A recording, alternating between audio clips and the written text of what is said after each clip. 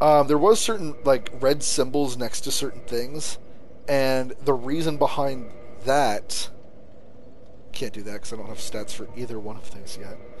Um, the reason behind that was because that means those things are currently equipped to me.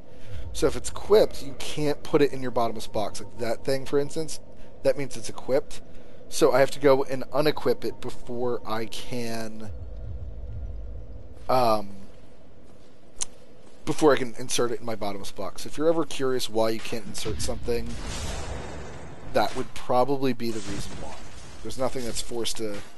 I think actually there is one item that is forced to stay on you. It's Soul of the Dark Sign, or Sign of the Dark Sign, something like that. That white orb you can see off there in the distance. If I cast a miracle, ooh, cute.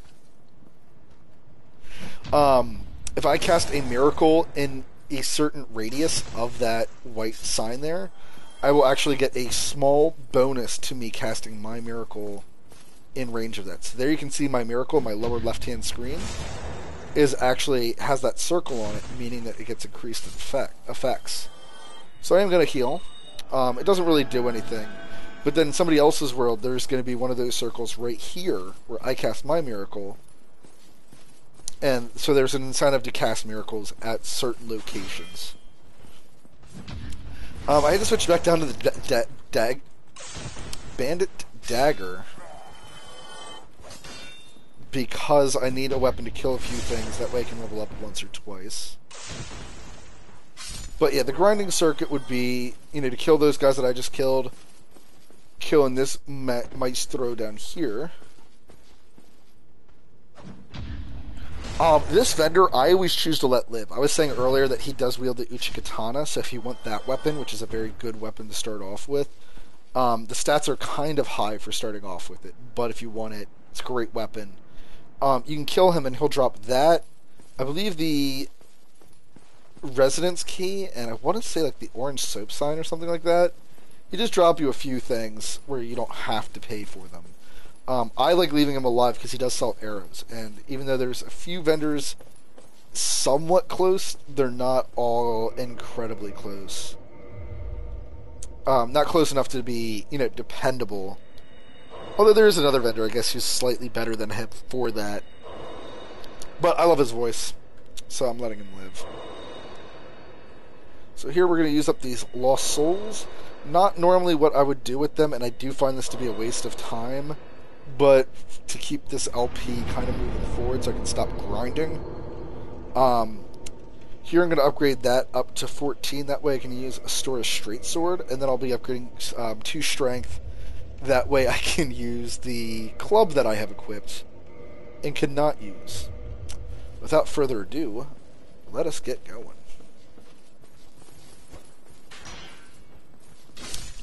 So here you can see with the Astora Straight Sword, not to be confused with the other category of like straight swords. But it does have a stabbing attack, which you will see me using a lot. I find that the thrust weapons tend to do a lot more damage than your regular damage, which is what the Astora Straight Sword does. However, it does do magical damage, so as you can see, I've already gotten the ability to one-shot most enemies in the game. Either via backstab, which was the easier way to do it, but compared to the bandit knife that was only doing like 20 damage before, we're now doing 100 to 120 just by, swinging it. 85. And I think those guys only have like 80 life or something like that. So here can be some close quarters combat. If you're not comfortable with it, I would recommend luring him out into that room. But you can actually hit the walls here. It's something that this game does. So that's the whole point of that room. This is not your tutorial area. We've already been through it. But it is a secondary tutorial. So you do want to try to look through. Yes, the terrain is interactable. This does make noise, though. And this can be a bad thing to do, is go around destroying everything. Because sometimes you can attract unwanted attention by doing that. Another beginner advice I have is that when fighting multiple enemies, fight them where you're comfortable. As you can see, there's that guy in the back, and he's going to... Oh, that's cute. he's going to be throwing fire bombs at you most of the time that you're trying to fight his two friends.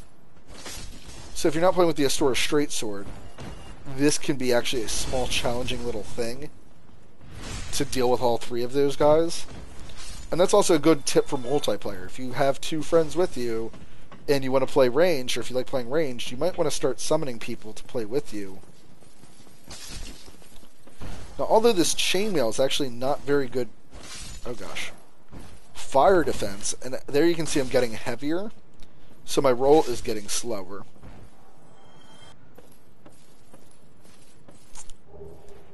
Even though it's not the best fire defense, this shield is, and that's what's blocking. It's not like your person as a whole blocking the fire defense, although that is true. If I was wearing complete fire-resistant armor, I'd probably resist like 90% of that. Here, I don't like that message. I always get annoyed when seeing this. Here I have the residence key, which I didn't realize that the residence key is actually what unlocked this door. I always thought it was only the master key that could unlock it. So there is a point. If you don't have the residence key, the master key will unlock that. And here we get a weapon enchant called Gold Pine Resin. That can be put down near a square slot there that I'm flickering through. And it can enchant a weapon that is already not doing mixed damage types. So any generic weapon, and basically any weapon that you would start off with, can be enchanted. The Astora Straight Sword, because it does magic damage, it cannot be enchanted because it's already doing a secondary type.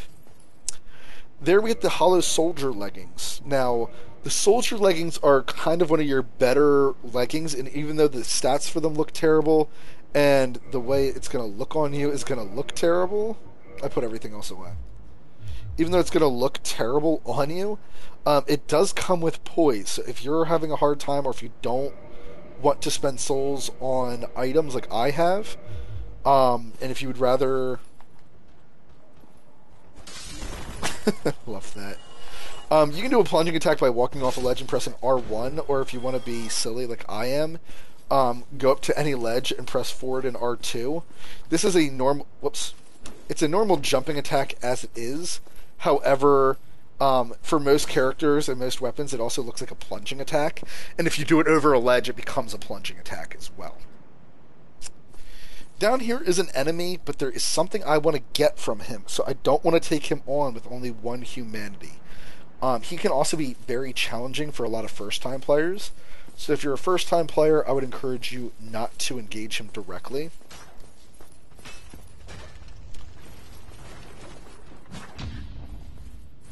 But here we do a 316, so we've already increased our damage by about like 50%.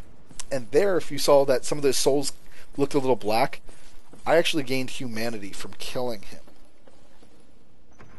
But here's another advantage to having the Master Key. You can open up this shortcut. Now, I just encourage you not to fight that last giant dude. He might not have looked giant, but he's a giant compared to me.